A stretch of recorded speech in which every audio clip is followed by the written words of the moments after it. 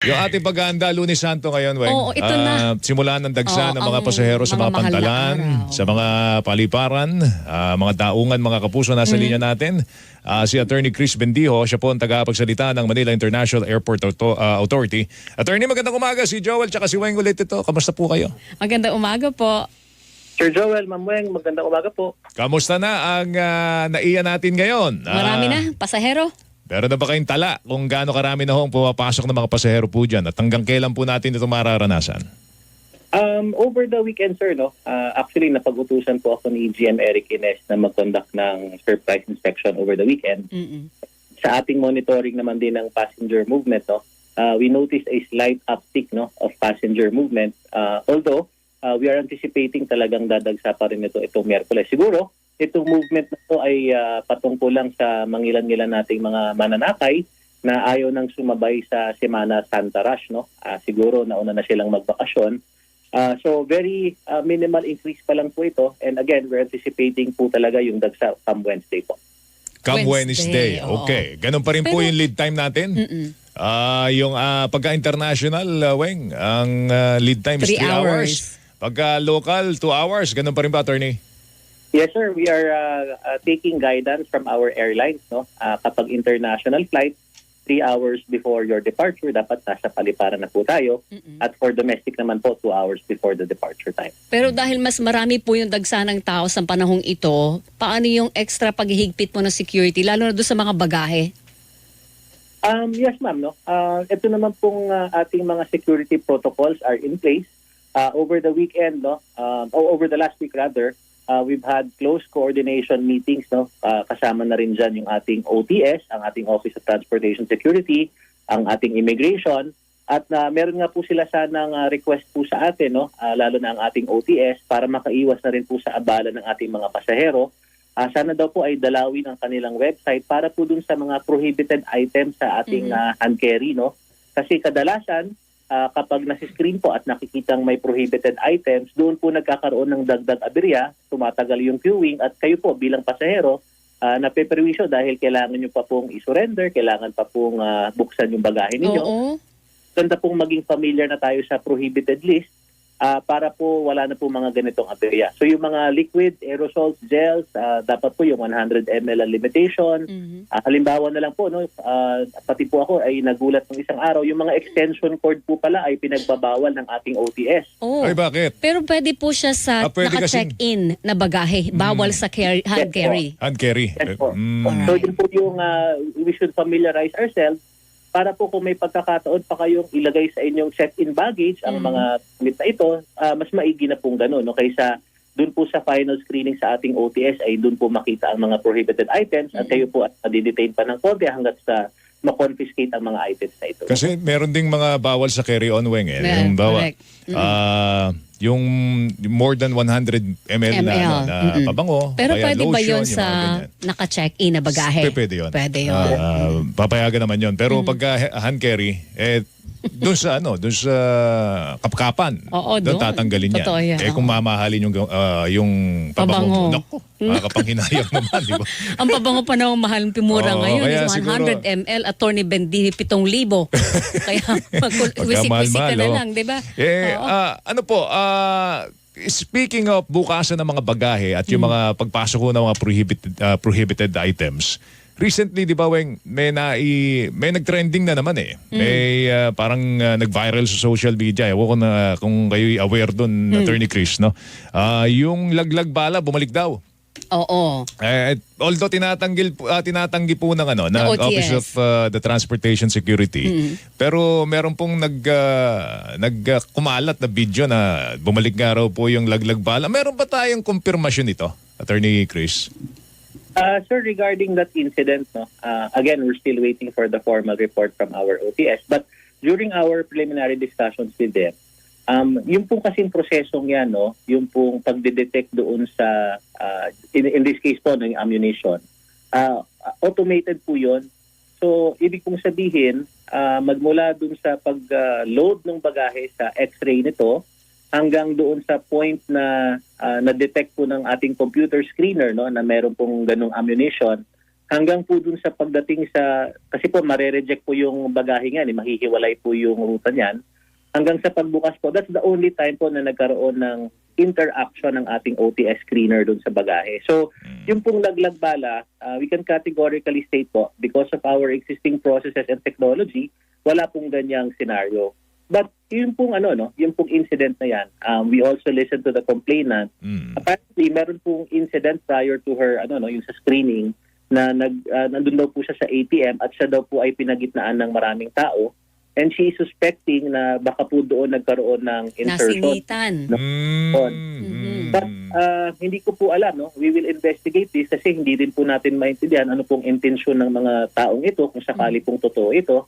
But insofar as our OTS screeners are concerned, because of the lack of yung human interaction dun sa bagahe, we can say that it was not a laglag bala modus. Okay. Attorney, kung halimbawa po na mayroon pa rin nadala na hindi pinapayagan sa bagahe, tapos nakita po sa x-ray na bawal nga yung nandun sa loob ng bagahe mo, pag binuksan yon, kaharap yung pasahero, not at any moment na malilingat siya dapat. Yes po. Actually, ma'am, over the past few days, I've been monitoring lalo na itong OTS natin, no? Pagka na-reject po yung bagahe natin, dun po sa computer screen, meron po silang kukuning picture at dun po nakabase yung magiging inspection kung ano po yung prohibited item na yon. Bago po buksan ang bagahe, tinatawag po yung may-ari ng bagahe, no, yung owner. In fact po, bago din po buksan ng OTS screener natin, ay pinapakita po niya na wala po siyang hawak, yung pong kanyang tinataas. So, very fine-tune na rin po yung protocols natin para po siguradong walang instance na yung ating OTS screener ay magkakaroon ng opportunity to insert a prohibited item. And lahat po yan lahat ng proseso na yun, naka-video? Yes po, meron po tayong video sa area ito. So yun pong besides din po yun pong pag-exclude ng bagahe po. Kumbaga po wala pa pong intervention ng ating OTS screener doon. So that being the case po, talaga pong kanila lang pong nakikita sa kanilang x-ray kung ano po yung prohibited item, and that will be the basis for your baggage to be excluded, and in your presence it will be open po. Okay, meron pong konsiderableng improvement. Ako napansin sa ating mga airport, meron na tayong electronic, tawag doon? Yung may makina kayo hindi na kailangan ng immigration Oo. Doon kung papasok mo yung... Electronic check-in. Check-in ba tawag doon? Yes. Ano ba tawag doon? Mas maganda siguro si Attorney Chris na magsabi. May mga ganun na tayo. Yung pumipindot ka na lang tapos naka-check-in ka na. Nakita ko sa Terminal 1, sa Terminal 3. Yes, Pero sa Terminal 2, hindi ko pa recently, hindi ako nakakapunta dyan. Pero lahat ba ng natin, ng paliparan natin, terminal natin, meron ng ganyan? Electronic passport checking or something like that? Whatever. Ano tawag doon, Attorney Chris? Yung e-travel po ba ang binabanggit niyo, sir? Hindi po yung e-travel. Yung e-travel, e-travel, yun yung pamalit doon sa i-fill up mo yes, diba? Hindi na yun. E-travel na. Kailangan i-download mo yung eGov.ph natin. Para sa e-travel yan. Para sa e-travel ito. Yun ito po sinasabi ni Joel. Yung papasok ka, di ba sir, wala ka ng immigration. Yung e-gate po ba? E-gate. Yun, e-gate. E-gate pala tawag doon. Meron po tayong ilan pong mga gate sa ating mga paliparan. Passport reader po ito. So we're to have a very seamless transaction sa ating paliparan. Patuloy po ito, sir, ini-increase po natin yung dami po nito. During the coordination meeting, we were also informed by our fellow government agencies dito sa ating immigration po na nagdadagdag din po sila ng facilities for this. But siguro, sir, in the coming years pa po bago po natin makita talagang very low na yung human interaction pagdating sa ating immigration services, lalo na itong mga ganitong tipo ng passport readers po natin. Kasi we also have to prepare yung connection po nito, yung connectivity for internet services. So ongoing naman po lahat yan, sir. Ano yan ang tingin ko lang dyan, kasi kung mapapansin mo, Weng, meron tayong mga immigration officers, no? Meron mga may counter, tapos meron tayong e-gate. Yung ibang tao, pumipila talaga, nagtsatsaga. Ayaw nila sa e-gate dahil Oo. intimidating eh. Oo. Baka kako Hindi kainin ba pa mas yung password mo. intimidating yung tao? Diba? Diba? Hindi, hindi sila technologically inclined eh. Oo. So, yung iba umiiwas. Baka kinakailangan meron pang isang tao doon. O, eto ako, Attorney Chris, na pwedeng Ano ka mag-supervise. ba? Nilesen mo na nga ang tao doon. Hindi. Dadagdag ka ulit. At the very least, merong isa. Kasi marami namang Para may e-gates yan. magtuturo. Magtuturo. How to Ganito do ho things, yan. oo. Ewan ko, tama ba yung ganyang klase na suggestion? Well, definitely, sir, no?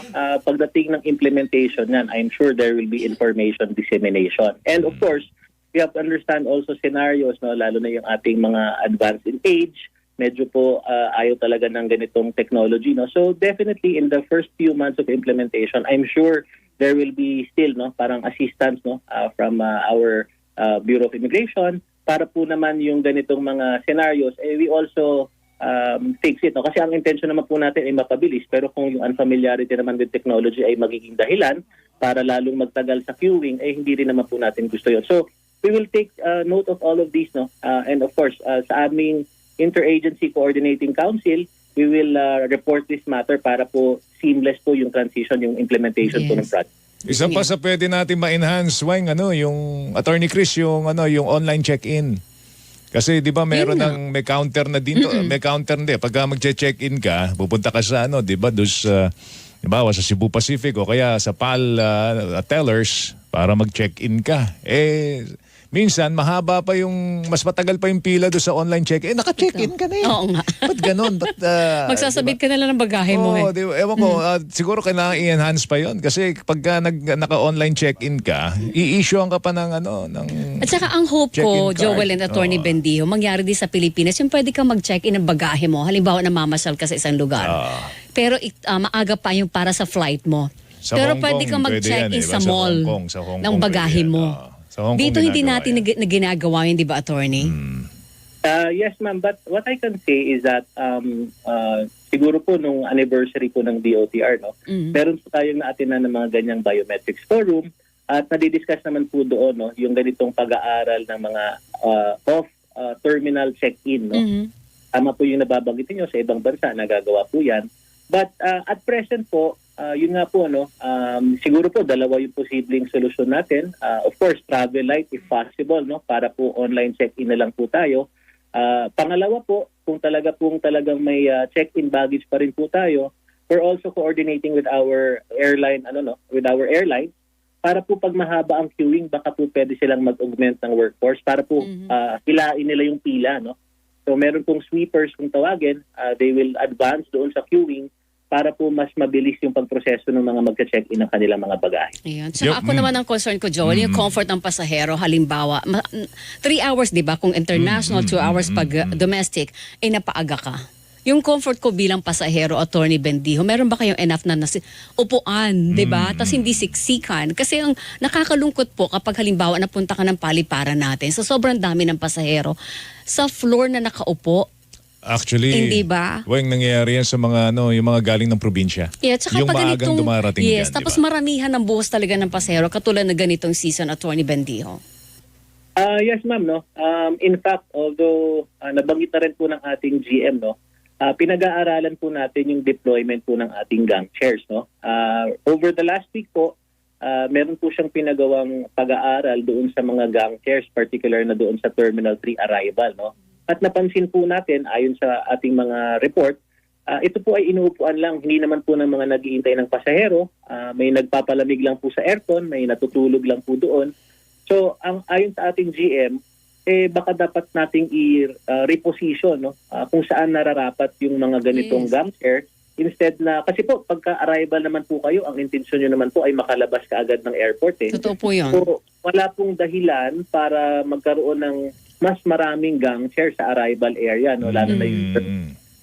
So ito po inaaral po namin, but of course po, no, we cannot do this ngayong Holy Week dahil dagsa po ang ating mga tao. But after Holy Week po, to my understanding, meron na pong standing instruction ng ating GM na bawasan na po yung nasa arrival area at i-augment naman po yung nasa departure kasi nandun naman po yung mas maraming tao. But nevertheless po, hopefully we can also improve our meron po kasi tayong kultura dahil sa pagiging Pilipino po natin. Yung naghahatid po talaga ay bara-barangay. So, Totoo yan. ibang, Lalo na yung sasalubong, Attorney Bendijo, di ba Joel? Pag sumulubong Para pag- isang buong jeep. Hindi, naghahatid dyan ng barabarangay, hahatid nila barabarangay para pag sundo nila, hindi sila makakalimutan sa pasalubong. Hindi, Ay, di ba? close-knit lang talagang Ganun ba? pamilyang Pilipino to naman, no? Attorney Chris, may nagtatanong dito, ang motorcycle helmet daw ba, bawal i-hand carry? Kasi parang may lumabas yatang video. Nag-viral din, bawal daw. Cebu Pacific ang binabanggit dito ni Badcat. Bawal ba yan, Attorney Chris? sir, to be honest, no, I'm unfamiliar with that Okay, particular. But siguro, yun nga po, dapat dalawin natin ang ating OTS para po maging familiar tayo sa mga ganitong prohibited items. Andun na po sa website nila ang exhaustive list as to what can be and cannot be hand carried po. Kasi merong certain size kasi when Yan yung, na pwede yung taas mong- di ba? correct. Yung pwede mong paglagyan ng Lalagyan. unless kung Compartment. yung helmet po, susuot nyo na po all throughout the flight. Grabe ka. Okay. Hello, Sister Di ba? Flan. Hindi. Kasi kung bawal ba mag-hand carry, o susuot ko na lang. Di ba? Eh, bawal din nakasuot Bawal kasi din wala ba? kang motor. Dali mo motor mo, di ba? Attorney, isa pang narereklamo. Kumusta naman ang internet sa mga paliparan, no?